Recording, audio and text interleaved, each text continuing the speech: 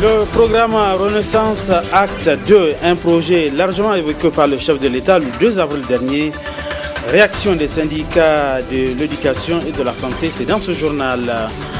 À suivre également dans ce journal, la déclaration rendue publique ce matin par la section lycée et collège de la région de Niamey.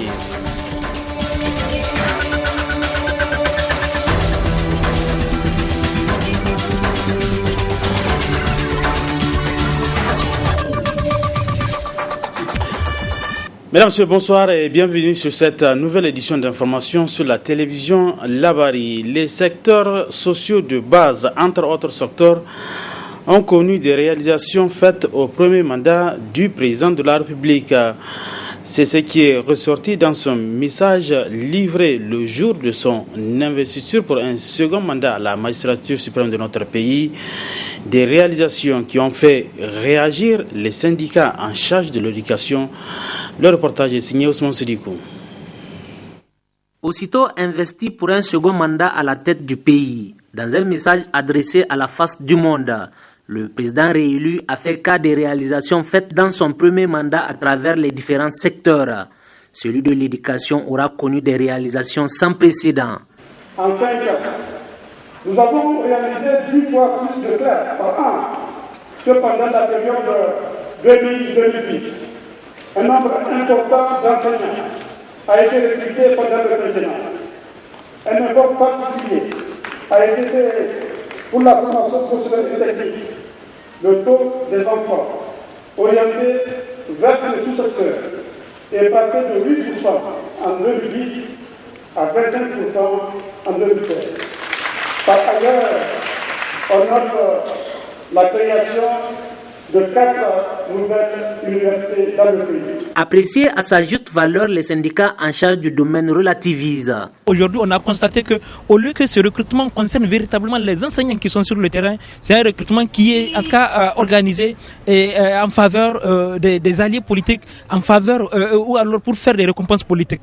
En témoigne aujourd'hui, nous avons des camarades qui ont été régulièrement recrutés. Ça fait presque 2 ans aujourd'hui que ces camarades-là ont été sélectionnés à la fonction publique, mais ils n'ont toujours pas leur numéro matricule, tout simplement parce que les responsables en charge de ces questions-là ont attribué les matricules ailleurs. On peut estimer que, en tout cas, le gain a été important en termes du nombre de classes construites. Mais ce que beaucoup reste à faire, parce que jusqu'ici on a plus de paillotes que de classes en dur, ce qui ne dit pas d'une bonne chose, ce qui ne contribue pas à la qualité de l'éducation. Et nous attendons quand même sur ce plan-là que le rythme soit plus accéléré, afin que le nombre de classes en paillotes puisse être minimisé. Discours politiques diront-ils au moment où la question de contractualisation de l'enseignement reste d'actualité. Au moment où, à la date où nous sommes en train de vous parler, vous avez des régions telles que Zender, des régions telles que Maradi, qui à l'heure actuelle sont même en débrayage parce que les pécules des enseignants contractuels du mois de février n'ont pas été payés alors que nous sommes en avril. Ça veut dire quoi? Ça veut dire que vous avez 2 mois d'arriérés de pécule. Lorsqu'on n'est pas en mesure de pouvoir payer des pécules, je me pose aujourd'hui, quelles conditions on peut garantir à cet enseignant-là? C'est inconcevable que dans un pays qu'on dise que 80% des enseignants qui tiennent la craie ont un salaire qui n'est pas normal. Et pire, dire que le paiement de ces pécules-là ne tombe pas à terme échu. Moi, je crois qu'il faut que le gouvernement, le nouveau gouvernement que le président de la République va mettre en place, puisse s'attaquer à cette question-là.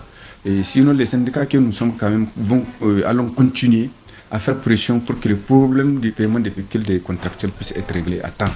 Un secteur où pressant semble être les attentes. On a beau avoir une classe en or, on a beau avoir des élèves qui sont là, on a beau avoir les fournitures, l'école ne peut vivre qu'avec un enseignant. À l'inverse, on peut avoir un enseignant et des élèves et tenir un cours, et donner le savoir et le transmettre. Tant qu'il n'y a pas d'enseignant, il n'y a pas de transmission du savoir. Alors, quoi qu'on dise, quoi que l'ancienne pédagogie puisse faire semblant que tout tourne autour de l'élève, il y a une réalité qu'il ne faut pas occulter et que les recommandations de 1960 de l'UNESCO ont relevé. Il faut mettre l'enseignant au centre. de l'activité scolaire. Oui, c'est vrai, on a construit des classes. Mais combien de classes ont été construites? Vous avez combien d'élèves aujourd'hui qui sont sans classe, qui se trouvent en tout cas à l'air libre en train de prendre des cours? Dans ces conditions aujourd'hui, quels défis pouvons-nous relever tant que les gens ne s'asseyent pas pour parler franc langage et prendre des dispositions qui cadrent en tout cas avec les réalités du terrain et prendre des dispositions qui feront en sorte que l'enseignant puisse être respecté, que l'enseignant puisse être honoré. Aujourd'hui, tous les problèmes de l'école nigérienne, ce n'est pas les manuels, ce ne sont pas les classes, ce ne sont pas en tout cas les fournitures scolaires, c'est les problèmes d'enseignants. Lorsqu'on n'investit pas dans les enseignants, il ne faut pas vous attendre à des résultats. L'éducation constitue un des secteurs clés du développement d'un pays et il occupe cette place de choix aux yeux du gouvernement, d'où la création de toutes les conditions pour son essor. Le secteur de la santé n'est pas non plus laissé en marge dans les importantes réalisations sous le premier mandat de la 7e République. Du coup, les attentes sont nombreuses pour les syndicats du secteur de la santé pendant cette deuxième mandature. Le résumé avec Adam Soumana. Dans son adresse à l'investiture du 2 avril dernier, le président Issoufou Mahamadou, devant l'assistance, s'est longuement appesanti sur le bilan de son premier mandat. Entre autres secteurs ayant bénéficié d'énormes investissements se trouve celui de la santé. Le secteur de la santé, de l'eau et de l'assainissement ont bénéficié également d'importants investissements. Des centres de santé intégrés ont été construits, des médecins et des infirmiers recrutés, un hôpital de référence. L'un des plus grands de l'Afrique de l'Ouest, dont l'inauguration est prévue dans les prochains jours, a été construit et équipé. Un secteur dont les agents se réjouissent de la place de choix qu'il a eu à occuper dans le programme de la Renaissance Acte 1. Avant-hier, donc le 2, il avait rappelé qu'il y a eu la construction des CSI et d'un hôpital de référence. Plus à cela qui s'ajoute le recrutement des médecins et des infirmiers. Ça, c'est du congrès. Nous l'avons vu. Et nous l'avons vu et nous l'avons su parce que nous participons à des revues annuelles où on fait un état de lieu par rapport aux ressources financières, matérielles, humaines.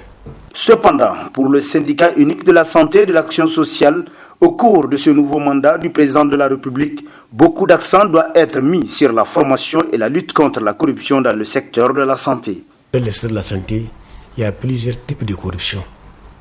Vous allez voir, vous allez faire un bilan en privé, en public plutôt, et les médecins vous orientent en privé pour les interventions. Ça, c'est une grande forme de corruption que le président de la République doit aussi combattre.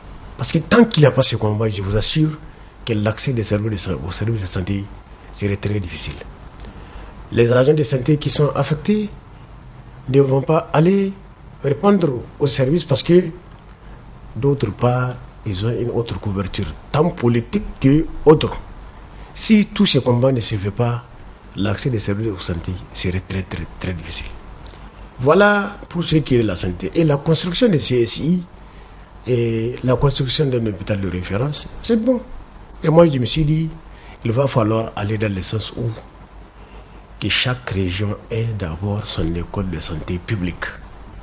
C'est ça, en tout cas, que le président de la République doit faire pour que, à la fin de son deuxième mandat, qu'on dise que c'est à son temps que toutes les régions sont dotés d'écoles de santé publique. Ainsi, l'on peut aisément constater que les défis sont énormes dans le secteur de la santé, mais comme dirait l'autre, à cœur vaillant, rien n'est impossible. Restons toujours dans le secteur de la santé où près de 2000 agents de santé ont été recrutés à la fonction publique pour le compte de l'année 2015. Une liste donc qui a été publiée et cette liste a suscité des réactions tant dans le camp des candidats qu'au niveau des syndicats du secteur de la santé. Le reportage avec Hassan Salimoussa. La déception est grande chez les candidats au concours du recrutement des agents de santé qui n'ont pas encore retrouvé leur nom sur la liste additive des agents recrutés à la fonction publique. C'est l'exemple de cette candidate qui, après une dizaine d'années de pratique, doit une fois de plus prendre son mal en patience. Vraiment, nous voulons que l'État regarde la situation de la santé. Moi, j'ai 10 ans, j'ai terminé en 2006, maintenant j'ai 40 ans. Et jusqu'à présent, rien. Aujourd'hui, il y a une deuxième liste. On a trouvé 9 personnes sur l'augmentation, sur les IC. Mais vraiment, maintenant, on est fatigué. Il vaut mieux rester à la maison que de venir faire le bénévolat. Tous ces gens-là que vous voyez, il n'y a personne qui a crié. Personne ici. Du côté du syndicat de la santé et de l'action sociale SUSAS, l'on dénonce les conditions dans lesquelles les affichages se font. Les résultats sont sortis le 28 mars 2016. Et voyez-vous, on écrit sur l'arrêté, la date de parution de l'arrêté, on met 29 janvier 2016. Et tout ce que les admis vont dire, ou tout ce que ceux qui ont échoué vont dire, ils auront parfaitement raison. Quand on attend un trimestre pour publier un arrêté qui a été signé le premier jour où le trimestre avait commencé, nous pensons que vraiment il y a là une faute très grave. Un autre aspect, sur les 1831 postes qui sont promis, nous avons constaté qu'elle a été publiée 1694. Ça veut dire qu'il est resté encore 197 places. Ces 197 places-là, mais ils sont réservés à qui? Pour éviter des désagréments de l'avenir, le SUSAS suggère. Le SUSAS, ni de près ni de loin, est associé dans ce concours-là. Ni dans la publication de la liste des candidats autorisés, ni dans la publication des résultats, ni dans la publication, ni même dans la correction. C'est l'occasion pour que le président de la République puisse s'assumer, puisse donner la confiance au peuple nigérien qui va croire que d'ici la fin de son mandat, ou à la fin de son mandat, il va laisser un secteur de la santé, en tout cas en bonne santé, un secteur de la santé où il y aura de la justice, il y aura de l'équité et il y aura encore le respect des normes. Il faut qu'il place des hommes qu'il faut à la place qu'il faut. Au total, plus de 1800 agents seront recrutés dans le compte du ministère de la Santé publique au titre de l'année 2015. Ainsi, sur les premières listes affichées, ils étaient environ 1600 recrues. Plus de 100 sur cette liste additive et enfin une autre liste sortira dans les jours à venir. L'actualité sur le front social, la section lycée et collège de la région de Niamey a rendu public ce matin une déclaration. Dans celle-ci, la structure a posé sur la table les principaux points contenus dans la plateforme revendicative. Le reportage avec Asma Oseidou.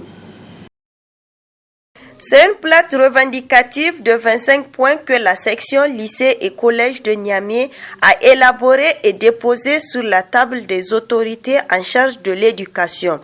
Une plateforme qui résume tous les problèmes de la section lycée et collège. L'octroi d'un siège à la section en vue de bien mener et de coordonner les activités. La clôture des établissements en matériaux définitifs. L'équipement des établissements en salles informatiques. La dotation des bibliothèques en documents pédagogiques nécessaires et d'actualité. La construction ou l'équipement des laboratoires scolaires. Le recrutement des personnes auxiliaires, gardiens, manœuvres dans tous les établissements. La dotation en table-banc suffisante des classes exige la transparence dans la gestion du COGES dans les établissements publics et surtout de présenter un bilan à la fin de chaque année, de chaque semestre. Le recrutement des enseignants qualifiés en quantité dans toutes les disciplines, l'électrification des établissements scolaires, l'installation ou réhabilitation des bornes fontaines dans les écoles, le respect des ratios élèves-maîtres dans les écoles, le respect strict des ratios élèves-maîtres où les classes sont bombées, la dotation des écoles à boîte à pharmacie, l'affectation des personnes de santé qualifiées et de la réhabilitation des salles de santé scolaire, la construction et ou la réhabilitation des latrines des élèves et du personnel enseignant, exige la mise à la disposition des robinets dans les différentes écoles où l'air réhabilité, où les besoins se fait sentir. La finalisation et où la réception des classes construites en matériaux définitifs. le paiement sans délai et à terme échu des allocations scolaires aux ayants droit. Le respect des libertés syndicales conformément aux textes fondamentaux de la République. L'implication des scolaires dans toutes les décisions les concernant pour mieux les responsabiliser. Le déguerpissement de toutes les boutiques et les autres kiosques autour des établissements scolaires que certains responsables indélicats avec la complicité de la municipalité ont vendu. L'école n'est pas un marché. La dotation de tous les établissements en matériel informatique photocopieuse afin d'en tenir le coup sur toutes les périodes de composition. La baisse des frais de scolarité des établissements privés, ces prix exorbitants doivent être revus à la baisse. La suppression pure et simple des classes en paillotes, la réparation du véhicule de la section ou l'affectation d'un autre pour les activités de la structure. La section lycée et collège donne une semaine aux autorités pour prendre en compte les doléances des scolaires. Au vu de tous ces points, des revendications sont toutes urgentes. La section lycéenne et collégienne donne un ultimatum d'une semaine à compter du lundi 4 avril 2016. Passé ces délais, seules les autorités sont les responsables de tout ce qui adviendra. La section lycée et collège reste tout de même ouverte pour les négociations. Et enfin, du sport pour clôturer cette édition d'information. Dans le cadre de la cérémonie de l'investiture du président de la République, la Ligue des sports équestres de Niamey a organisé hier à l'hippodrome de Niamey une grande course dotée du prix de l'unité nationale et de la cohésion sociale. C'était en présence de plusieurs amateurs de l'équitation. 3 grandes courses au programme officiel des courses hippiques organisées par la Ligue des sports équestres de Niamey. Des courses qui s'inscrivent dans le cadre de la cérémonie d'investiture du président de la République, Issoufou Mahamadou. Dans son allocution, le président d'honneur de la Ligue des sports équestres de Niamey a planté le décor dans lequel la compétition a été organisée. Que la fête hippique d'aujourd'hui symbolise le retour à la fraternité, à la camaraderie et à l'amour du prochain. Que les plaisanteries entre cousins l'emportent sur la haine et le mépris. Que l'unité nationale et la cohésion sociale soient une réalité tangible dans tout le Niger, d'est en ouest, du nord au sud. Mesdames et messieurs, voilà le message de la Fédération nigérienne des sports équestres et de la Ligue équestre de Niamey. Ils ont voulu accompagner cette cérémonie, cette importante cérémonie d'investiture du président de la République, et nous avions eu à admirer la cadence de ces chevaux avec un élan de course époustouflant, avec également des prix intéressants, fort intéressants. Et vous avez vu tout l'enthousiasme de la jeunesse. Aujourd'hui, nous aurions souhaité n'eût été le poids du calendrier, que le président de la République soit ici à l'hippodrome pour vivre en direct ce super prix à l'occasion de son investiture. Et donc, je vous ai dit, l'option, c'est avec comme option prix de l'unité et de la cohésion. Sur la piste de l'hippodrome de Niamey, 3 grandes courses. D'abord, 1600 mètres, le tiercé gagnant, et Sabo Dounia de l'écurie Amadou Sambalo. Ayatollah de Dr Herbert Degbe est classé 2e et 3e. Haka Allah Yesso de Alio Davda. 1400 mètres, 4N de l'honorable Chapiou Maman est classé 1er. 2e, No Comment de l'écurie Saleh Mustafa. Et enfin, le Grand Prix de l'unité nationale et de la cohésion sociale, couru sur une distance de 2000 mètres, a été remporté par le cheval dans Yarimadé de Alio Davda. Il a reçu une coupe accompagnée d'une enveloppe de 500 000 francs CFA. Mesdames, Messieurs, ainsi prend fin cette édition d'information. Merci à vous de l'avoir suivi. Restez toujours en compagnie des programmes de la télévision Labari. Bonsoir.